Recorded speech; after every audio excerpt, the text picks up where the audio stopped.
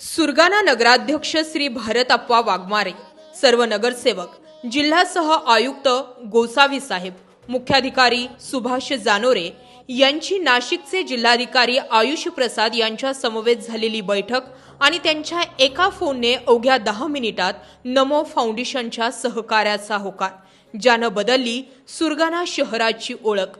पाणी टंचाई ते जलसंपन्न असं शहर. 50 वर्षांच्या पाणी टंचाईला मिळाली आशेची नवी दिशा. नाशिक जिल्ह्यातील अत्यंत दुर्गम आणि आदिवासी बहुल असलेलं सुरगाणा शहर गेल्या अनेक दशकांपासून पाणी टंचाईच्या गंभीर समस्येला सामोरे जात आहे. गेल्या 50 वर्षांपासून येथील नागरिकांना पाण्यासाठी मोठी कसरत करावी लागत होती. माता भगिनींना डोक्यावर हंडे घेऊन पाण्यासाठी दूरवर जावं लागत होतं. त्यामुळे पाण्याचा प्रश्न हा सुरगाण्याच्या नागरिकांच्या दैनंदिन जीवनातील सर्वात गंभीर प्रश्न बनला होता. प्रशासनातील संवेदनशीलता, तत्पर निर्णय क्षमता आणि दुर्गम भागातील नागरिकांच्या प्रश्नांबाबतची बांधिलकी याचं हे एक उत्तम उदाहरण ठरलं. यानंतर नगराध्यक्ष श्री भारत अप्पा वाघमारे, नगरपंचायतीचे मुख्याधिकारी सुभाष जानोरे तसेच सर्व नगरसेवक व पदाधिकारी यांनी एकत्रितपणे या महत्त्वाकांक्षी प्रकल्पाचा आराखडा तयार करण्यासाठी पुढाकार घेतला. या उपक्रमाचे सर्वात मोठे वैशिष्ट्य म्हणजे हा केवळ शासनाचा किंवा नगरपंचायतीचा प्रकल्प न राहता संपूर्ण सुरगाणा शहराच्या लोकसहभागातून उभा राहणारा जलप्रकल्प बनला. वस्ती वस्तीने, पाड्यापाड्याने आणि घराघरातून नागरिक या उपक्रमात सहभागी झाले. अक्षरशः डिझेल, पेट्रोलसाठी पहाटे 3 वाजेपर्यंत ड्रम घेऊन पेट्रोल पंपवर बसून राहिले.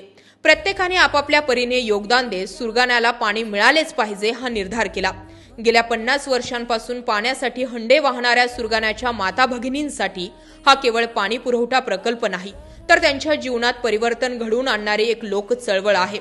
माननीय जिल्हाधिकारी श्री आयुष प्रसाद यांचा तातडीचा पुढाकार, नगराध्यक्ष व नगरपंचायतीचे प्रयत्न, सर्व नगरसेवकांचे सहकार्य, प्रशासनाची सकारात्मक भूमिका, नमो फाउंडेशनचे सहकार्य आणि सर्वात महत्त्वाचे म्हणजे संपूर्ण सुरगाणा शहराचा अभूतपूर्व लोकसहभाग, ज्यामुळे सुरगाणाचे नगराध्यक्ष श्री भारत अप्पा वाघमारे ते शेतात राबणारा मजूर तसेच श्री मुख्याधिकारी सुभाष जानोरे ते मनोज पवारांसारखे नगरपंचायतीचे कर्मचारी रात्रंदिवस उभे होते.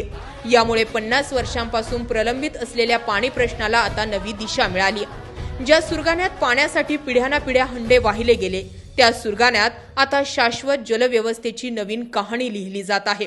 ही केवळ पाण्याची योजना नाही, हा सुरगाण्याचा जलसंकल्प आहे. हा लोकसहभागाचा विजय आहे आणि येणाऱ्या पिढ्यांसाठी दिलेली आश्वासक भेट आहे.